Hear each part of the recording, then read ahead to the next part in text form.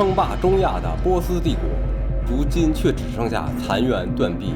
和我们一起探索波斯波利斯，从废墟中寻觅帝国灭亡的真相和最后的余晖吧。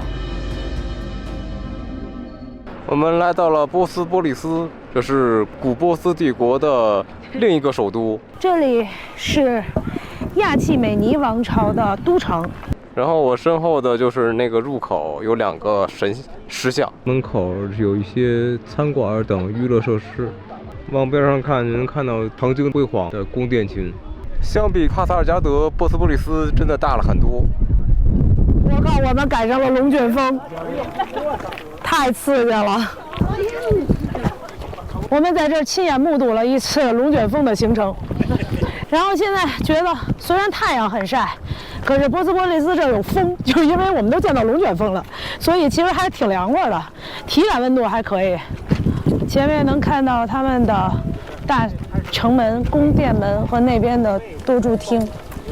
从底部攀上高台的台阶，一共有110层，每一个台阶都设计的比较窄、比较矮，就不像之前我们爬的那些楼梯特别高，不好爬。设计的这么矮，是因为当年来到亚契美尼王国朝拜的时候，都是会带着礼物，穿着长衫，他们那个长衫迈不开腿，所以就是要用这个比较矮的楼梯来方便他们上楼。另外，这种矮的楼梯也方便背礼品的牲畜、驴啊什么的上来。我身后的万国门，就是当年在伊朗新年的时候，就是周边的各个国家带着自己的礼物和朝拜的官员来觐见阿切美尼国王的等候厅。当时各个国家的人，他们会从对面的那个门进入，然后在这里暂时稍候，等到国王同意接见他们的时候，他们就会顺着这一条路向里面来到前面的这个大厅。这个宫殿就是当时作为最大的王宫宫殿的接见大厅。这个接见大厅两侧都有楼梯，当时的那些使臣们就会拿着自己的礼物、祭品，然后顺着这个楼梯，穿着长袍、礼节的长袍，迈着小碎步上去觐见国王。所以在这边，它的4面墙就是各个国家的来朝见的浮雕。而且最有意思，你会看到，就是这个壁画和这个壁画，它人物的服装是不一样的，就说明它其实是2个王国。这边是赶着羊的，羊是他们的，应该是他们的特产。再往这边又是牵着马，拿着一些珠宝，这边是布匹，又是一种服装。你可以看到，就是每一个树过去之后，它是一个不同的国家，服装就会有区别。上下其实是一样的，下面也是，这边有牵骆驼的。这里还可以看到有楔形文字，这些楔形文字大概的意思就是描绘当时万国来朝的盛景。我身后的就是当时最大的朝见宫殿阿帕达纳宫。这个宫殿据说一共有72根柱子，但是现在好像只有14根柱子还立在这儿吧，都倒塌了。这个宫殿是大流士下令建造的，表彰自己，也不算表彰自己，要彰显自己最强大帝国的标志，丰功伟业。对，然后它每根柱子高19米，现在就只剩下这么几根了。这有个考古棚，作为魔兽玩家就会想到啊，布莱恩同学你在哪？我们在那个伊朗博物馆啊。Wat heb jij Figgy? Ja, ik sta het maar Figgy doen. Nu gaan we hier doen. Wat dan Figgy was? Zo aan wij zijn. OK， 好，就是我们在伊朗博物馆里边看到那个獒犬的那个雕像，就是在这个宫殿里被挖掘出来的。当时是你看看这柱子都毁得差不多了，哎，那个獒犬留得特别好。然后还有一个点就是说，好像考古发现的时候，在这个宫里边的地下发现了一个金子的写的那个书。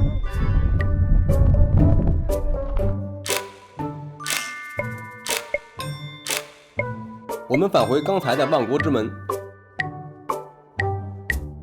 我们在这边看到了一些柱头，这些柱头其实就是曾经他们这些宫殿上面最顶部支撑那个天花板的柱头，然后现在它是稍微复原一点，要不然就是保存的比较完好的。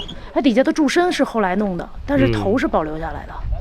然后你也可以镜头转到那边看，其实之前的柱头都是在那些柱子顶上的，但是现在看那些柱子顶上的柱头已经都损失的比较严重了。顺着万国门往里走，看到了这块有一个现代的看台，这个可能是这儿晚上或者什么时候有举办一些活动啊或者表演啊之类的。然后在这边看台的对面也可以看到一些牛形状的柱头，还有一些已经倒塌的柱子的底部和中间的断柱。看到那边山上有一个楼梯可以上去，那里应该是一个帝王的墓，然后我们可以上到那个墓那儿去俯瞰一下波斯波利斯的全景。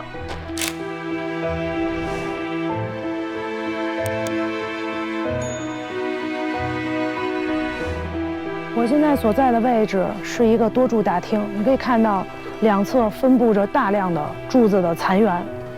从这儿就可以看到上面那个陵墓的山了，一会儿我们就要上去。多柱大厅就是曾经的王座厅，70米见方的大厅中有100根石柱，其华美程度从复原动画可见一斑。波斯国王会在此商讨军政大事。这个多柱大厅啊，咱们可以优先先去这边看一眼。在这个宫殿门口可以看到一个国王与狮子搏斗的浮雕。在阿契美尼王朝时代，他们并没有统一文字和语言，所以呢，他们就用这种国王可以杀死狮子的浮雕来彰显国王的绝对霸权力量。穿过这道门，就是刚才那个阿帕达纳宫的东墙，和北墙有着同样的主题，体现着万国来朝的宏大景象。这边是表示那个国王的力量的。因为上面是他的那个宫殿，底下有守卫的雕像浮雕，还有那个狮子吃牛的这种雕像，包括这边也有狮子捕猎牛，然后这个来彰显帝王力量的。我后面的这个宫殿叫塔查拉宫，这个宫是大流士的私人宫殿，是他的东宫。其实说是东宫，主要是因为他们就是春天开春春分的时候才来嘛，所以这个宫殿所在的位置比较温暖。然后你看到它有很多个小门，实际上就是因为这个宫殿它有很多房间。然后据说这个宫殿当时地面上的那个灰砖擦的亮到可以反射这个所有的门和柱子还有房顶，所以这个地方被当时称为静宫。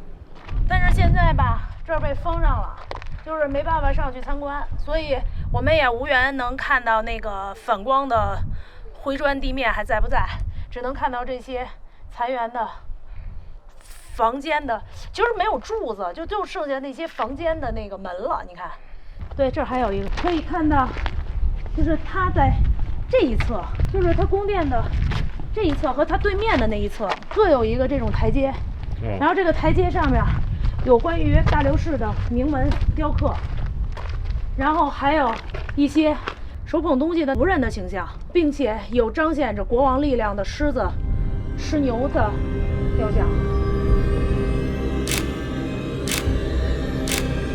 我们爬到了宫殿区域的最高层，这里是薛西斯的私人宫殿。据说他当时是选择了整个宫殿群最高的位置建自己的宫殿。他的宫殿损毁的是最严重的，是因为当时在亚历山大攻打波斯波利斯的时候，是从这里放的火。曾经薛西斯在攻打雅典的时候，他放火烧了雅典城，所以亚历山大记恨放火的这个行为，于是他在反攻波斯波利斯的时候，就要让波斯波利斯承受当年雅典承受的痛苦。于是他们就在这儿点燃了帷幔，然后大火从这儿开始烧，一直烧遍了整个波斯波利斯。于是这里就一把火付之一炬。在波斯波利斯，除了这些已经剩残垣断壁的宫殿遗址之外，随处都可以看到一些倒塌的房屋的墙、柱子、石块，就说明在当年的那场大火是非常严重的。然后又经历了这千百年的风化，这里的遗址真的已经所剩无几了。我觉得如果你想来看古波斯帝国，那一定要尽快来。随着不同的风化时期，它们会越来越小，越来越少。接下来我们就要去山坡上的墓地看看。在我身后可以看到一大片平整的区域，只有一些地基和一些柱底。其实这是一个很神秘的地方。大流士抢来的那些宝藏，好像都埋在这一片宫殿里面了。我们又一次被当地人拦住照相，他们到现在还很嗨，在后面说，看样子是从这上就可以爬上去了。刚才跟他们照相的时候，我是戴着帽子的，他们还主动的告诉我摘掉帽子，摘掉帽子。然后看样子也是一些愤世嫉俗、想打破传统的年轻人。这条路不好走，它是土坡，所以你上来的时候要稍微小心一点。上这个波斯波利斯的墓地的这个山，比昨天去吉景塔那个山好上一些，但那个台阶没有那么陡。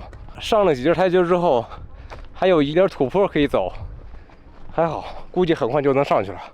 我们爬到了半山腰，看到上面的路非常不好走，我们现在还在纠结要不要继续往上爬。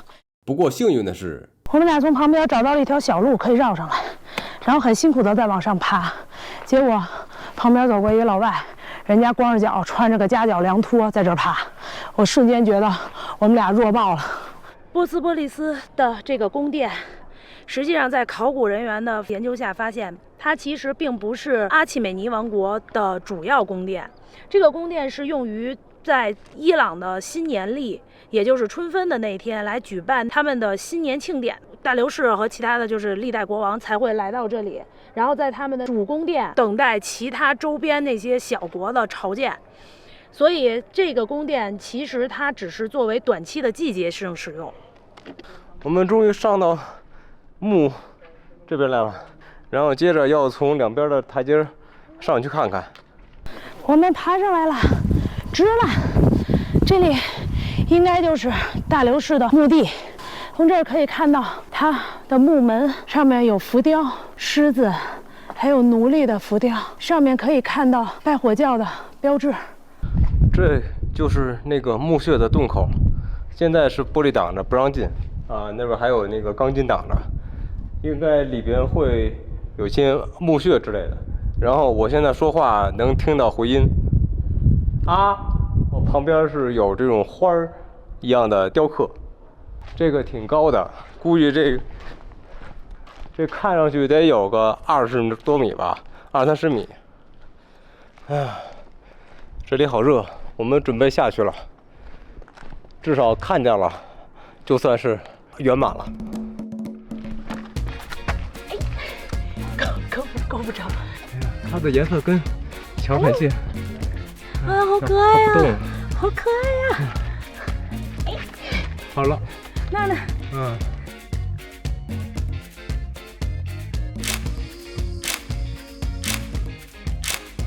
从这里沿着山往远方看，那儿有个叫 Nakshi Rostam 的墓地，另外4位波斯帝王长眠在那里。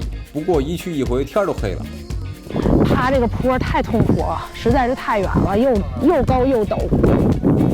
但是山下的风景美爆了。俗话说上山容易下山难，不过我们还真不想1秒下山，慢慢来。我们灰头土脸的从山上下来了。好了，我们的波斯波利斯之旅马上就要结束了。这里是唯一能窥见公元前波斯帝国的一角的地方，因为这个古代的霸主帝国也消失在了历史的长河当中。我现在可以自豪地说，我们的足迹遍布了波斯波利斯帝国的余晖。喜欢就点赞评论吧，继续订阅我们的频道，可别错过我们接下来的精彩旅程。